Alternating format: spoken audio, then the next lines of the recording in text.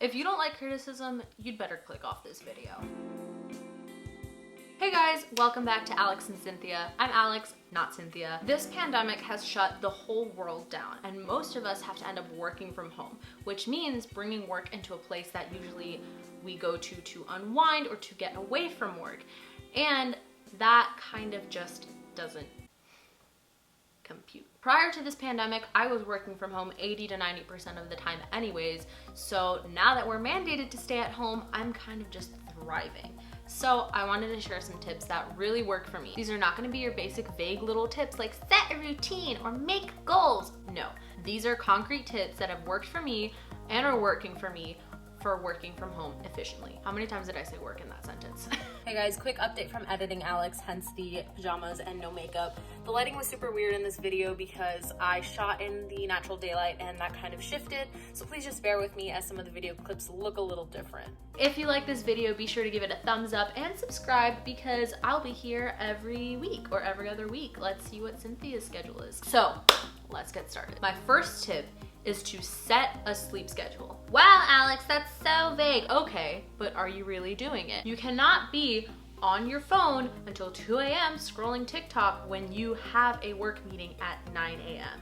It doesn't work that way. You're not gonna get enough sleep. You are not gonna be healthy. And I'm calling myself out on this one. Just because you're working from home does not mean that you get to sleep in or sleep whenever you want, especially if you have a job that requires you to get up for a meeting or to get up and start at a certain time, even if you are working from home. I have gotten into the habit of moving my phone across the room, away from my bed and my nightstand, so that I'm not scrolling through it at night. I never understood the trend where people brag about how little sleep they're getting. Like, that's not cool or healthy. You're just killing yourself slowly.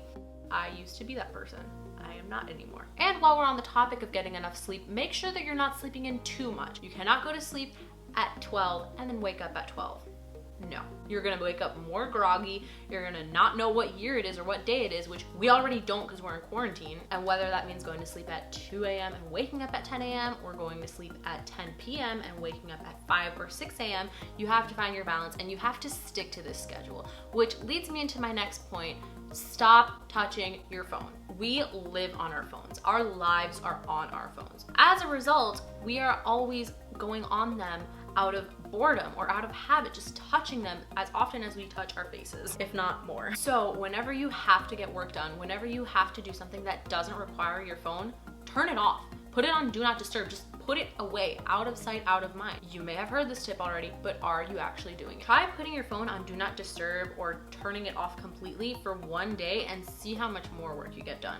Seriously. My next tip is to plan everything out the night before. If I have to shoot 4 things tomorrow and I have 2 meetings and I have to film a video, I'm gonna be pretty busy, so the night before I just write and list everything out, either in order that I have to do them in or just in order of priority of things that have to get done from things that can be pushed off. Again, this tip is super simple, but it's so powerful if you're juggling 2 to 3 jobs like I am. You don't wanna wake up in the morning and not know what you have to do or know the things that you have to do, but then suddenly remember to do something else. It's so much easier if you just write it down either on your notes app, on your computer, or on a post-it note and just stick it on your wall. It can be as easy as that.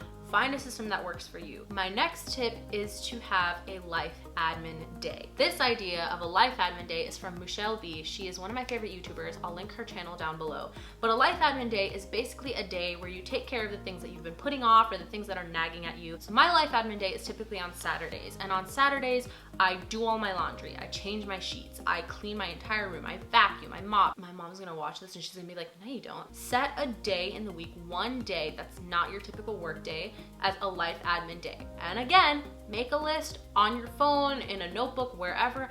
Write out the stuff that you know you have to get done, but you just don't want to get done, and get them done on that day. Don't use that day as an excuse to just relax and scroll through social media. Get your stuff done and get your life together. Another tip that I have to tell myself and tell you is to stay away from the food. Being at home means always being by your kitchen. And if you're procrastinating, or if you're bored, or if you're not even hungry, you will go to your pantry, you will go to your fridge, and you will start eating everything in sight. I know my last video was a snack video, but that doesn't mean that you should be eating snacks every hour. It just does not help. It takes you away from your work, it breaks your focus, and you're gonna gain weight. Don't snack throughout the day when you just don't want to get work done. That is not healthy, it is not good. Put down those chips. So those are all my work from home tips. Again, you may have heard them before, but are you really doing them? If you like this video, be sure to like and comment which tip you like the best, and subscribe, because Cynthia and I will be here every single week to help you live your best life and have fun.